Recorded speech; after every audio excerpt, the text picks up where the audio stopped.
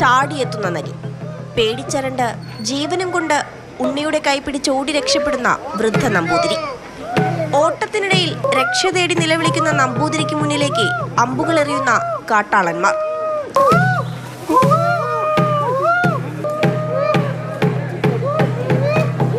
നരിയെ കീഴടക്കാനാകാതെ കാട്ടാളന്മാർ. അങ്ങനെ അമ്പുകളെല്ലാം തീർന്നു. നരിയാകട്ടെ പിന്നാലെയോടി ഉണ്ണിക്കും നമ്പൂതിരിക്കും അരികിലെത്തി.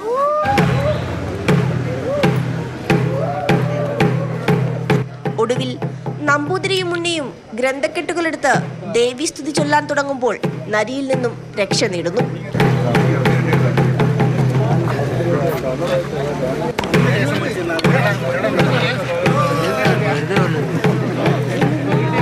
ഇതാണ് കുനിയോട്ടെ ഐതിഹ്യപ്പെരുമയേറിയ ഏഴോണക്കളിയിലെ കാഴ്ചകൾ.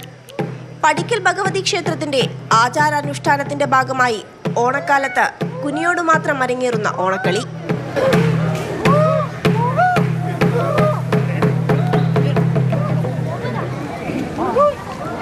കുനിയോട് ഗ്രാമവാസികളുടെ ഓണാഘോഷം എന്ന് പറയുന്നത് 7 ദിവസമാണ്.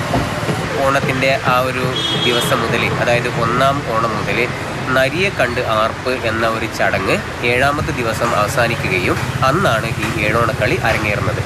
ഏഴോണക്കളിയുടെ ഐതിഹ്യം അത് എഴുതി വെച്ചതല്ല, വാമൊഴിയായി ഇന്നത്തെ തലമുറയിലേക്ക് കിട്ടിയതാണ്. അവിടെ 2 കാട്ടാളന്മാരും ഒരു നരിയും നമ്പൂതിരിയും ഉണ്ണിയും അടങ്ങുന്ന വേഷവിധാനങ്ങളും ക്ഷേത്രത്തിൽ നിന്ന് ദേവീ ചൈതന്യം അങ്ങാടിയിലേക്ക് എഴുന്നള്ളും.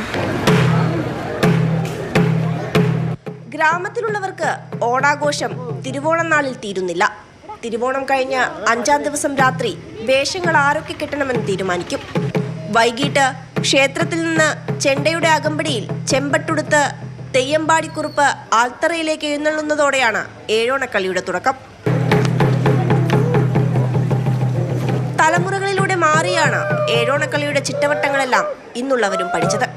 പണ്ടുകാലത്ത് വഴിയമ്പലവും സമീപം കാടുമുണ്ടായിരുന്ന കൂനിയോട് ദേശത്തു കൂടി പോകവേ നരിയുടെ മുന്നിലകപ്പെട്ട ഉണ്ണിയും നമ്പൂതിരിയും ദേവീസ്തുതി ചൊല്ലി രക്ഷപ്പെട്ടുവെന്നതാണ് ഇതിനു പിന്നിലെ ഐതിഹ്യം. മാതൃഭൂമി ന്യൂസ്, കോഴിക്കോട്. അഞ്ജന സുകുമാരനാണ് നമ്മുടെ കൂടെയുള്ളത്. അഞ്ജന, മനോഹരമായിരിക്കുന്നല്ലേ? ആ നാടിന്റെ മാത്രം പ്രത്യേകത കൂടിയായിരിക്കും അത്. ഓരോ നാട്ടിലും അത് ഈ ഓണവുമായി ബന്ധപ്പെട്ടുള്ള ആഘോഷങ്ങളൊക്കെ പല രീതിയിലായിരിക്കും. അങ്ങനെയാണ് ഇവിടെ.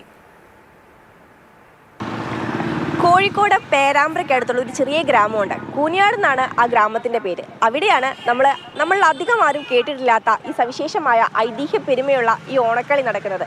ഏഴോണക്കളി എന്നാണ് ആ ദേശക്കാര് ഈ കളിയെ പറയുന്നത്. ഓണം കഴിഞ്ഞ് തിരുവോണം കഴിഞ്ഞ് 5-ാമത്തെ ദിവസമായിരിക്കും ഈ കളി ആഘോഷിക്കുന്നത്. ഈ കളിക്ക് ഒരു ചെറിയ പ്രത്യേകതകളൊക്കെ ഉണ്ട്. ചില ആചാരങ്ങളുമായിട്ടൊക്കെ ചെറിയൊരു ബന്ധമുണ്ട് ഈ കളിക്ക്. ഈ കൂനിയോടുള്ളൊരു പടിക്കൽ ഭഗവതി ക്ഷേത്രമുണ്ട്. ആ ക്ഷേത്രത്തിലെ ആചാരാനുഷ്ഠാനങ്ങളുമൊക്കെ ആയിട്ട് അടുത്ത് നിൽക്കുന്നതാണ് ഈ ഏഴോണക്കളി എന്ന് പറയുന്നത്. ഒരു ചെറിയൊരു ഐതിഹ്യം കൂടെ പറയുന്നുണ്ട്. ഈ കൂനിയോട് ദേശത്ത് കുറേ കാലം മുന്നേ ഒരു വഴിയമ്പലം ഉണ്ടായിരുന്നു. ആ വഴിയമ്പലത്തോട് ചേർന്ന് ഒരു വലിയ കാടുണ്ടായിരുന്നു. അപ്പോൾ ഈ പ്രദേശത്ത് കൂടെ ഒരു നമ്പൂതിരിയും ഒരു ഉണ്ണിയും കൂടെ സഞ്ചരിക്കുകയായിരുന്നു. അപ്പോൾ പെട്ടെന്ന് അവരുടെ മുന്നിലേക്ക് ഒരു നരി വന്ന് വീഴുകയാണ്. ആ നരിയിൽ നിന്നും രക്ഷപ്പെടാനായിട്ട് നമ്പൂതിരിയും ഉണ്ണിയും കൂടി ദേവി വചനങ്ങൾ ചൊല്ലുകയാണ്. അങ്ങനെ അവർ ആ നരിയിൽ നിന്നും രക്ഷപ്പെട്ടു. അങ്ങനെയാണ് ഈ ഏഴോണക്കളി ഉണ്ടായതെന്നാണ് പറയുന്നത്.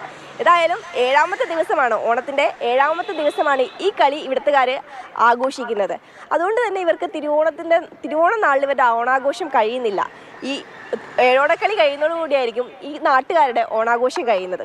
ഇവരിൽ കുറച്ച് കഥാപാത്രങ്ങളൊക്കെ വരുന്നുണ്ട്. നമ്പൂതിരിയുണ്ട്, ഉണ്ണിയുണ്ട്, അതോടൊപ്പം തന്നെ കാട്ടാളന്മാരുണ്ട്, പിന്നെ ഉള്ളത് നരിയാണ്. ഇതിൽ എടുത്തു പറയേണ്ട ഒരു കാര്യം ഇവരുടെയൊക്കെ വേഷവിധാനങ്ങളാണ്. ഇതിൽ കുറച്ച് സവിശേഷമായ വേഷവിധാനം ഈ ഒരു കളിയിൽ വരുന്നുണ്ട്. ഇതിൽ നരിക്കെന്ന് പറയുന്നത് മഞ്ഞപ്പട്ടിൽ അല്ലെങ്കിൽ മഞ്ഞൾ ചായത്തിൽ മുക്കിയ കോറത്തുണിയായിരിക്കും ഈ നരിയുടെ വേഷം. അതോടൊപ്പം തന്നെ മരം കൊണ്ടുണ്ടാക്കിയ ഒരു മുഖമൂടിയും കയ്യുമൊക്കെ ഈ നരി ഉപയോഗിക്കുന്നുണ്ട്. പിന്നെയുള്ളത് കാട്ടാളന്മാരാണ്. ഈ കാട്ടാളന്മാരുടെ വേഷം എന്ന് പറയുന്നത് നൊച്ചി ഇലകൾ കൊണ്ട് ഉള്ള ഉടുപ്പായിരിക്കും ഇവർ ഇടുന്നുണ്ടാവുക. അതോടൊപ്പം തന്നെ തുളസിമാലകൾ കൊണ്ടുള്ളൊരു മുടിയും കൂടെ ഇവർ ഉപയോഗിക്കുന്നുണ്ടായിരിക്കും.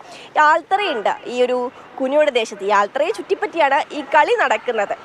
അപ്പോൾ ഈ ആൽത്തറയിലേക്ക് ആദ്യം നമ്പൂതിരിയും ഉണ്ണിയും വരും. അവരുടെ നമ്പൂതിരിയുടെ കയ്യിൽ ഒരു ചെറിയ ഓലക്കുടി ഉണ്ടായിരിക്കും. അതോടൊപ്പം തന്നെ ഗ്രന്ഥങ്ങളും ഉണ്ടായിരിക്കും. പിന്നീട് കാട്ടാളന്മാർ വരും. ഈ കാട്ടാളന്മാരുടെ നരിയിൽ നിന്നും നമ്പൂതിരിയെയും ഉണ്ണിയെയും രക്ഷിക്കാനായിട്ട് വരുന്നവരാണ്. അപ്പോൾ ശരി ഇവര് ശരി വരുമ്പോൾ അഞ്ജന ഒന്ന് ഈ ഇടപെടുകയാണ്. ഇവരെ രക്ഷിക്കാൻ വേണ്ടി സ്റ്റോറിയിലും കൃത്യമായിട്ട് തന്നെ അഞ്ജന പറയുന്നുണ്ട്. അപ്പോൾ ഏഴോണക്കളി അല്ലേ, അതുമായി ബന്ധപ്പെട്ടുള്ള ഐതിഹ്യമായാലും ഇത് കാണാനും കേൾക്കാനും തന്നെ എന്ത് സുന്ദരമാണ്. ഓണം കഴിഞ്ഞിട്ടും ഓണാഘോഷം ഇങ്ങനെ പോവുകയാണ്. പല നാട്ടിലും വ്യത്യസ്തമായിരിക്കും. 28 ഓണമൊക്കെ ആഘോഷിക്കുന്ന, പതിവായി ആഘോഷിക്കുന്ന നാടൊക്കെ ഇപ്പോഴും ഉണ്ട്. അങ്ങനെ തന്നെ പോട്ടെ. എന്തായാലും മനോഹരമായിരിക്കുന്നു. ശരി അഞ്ജന.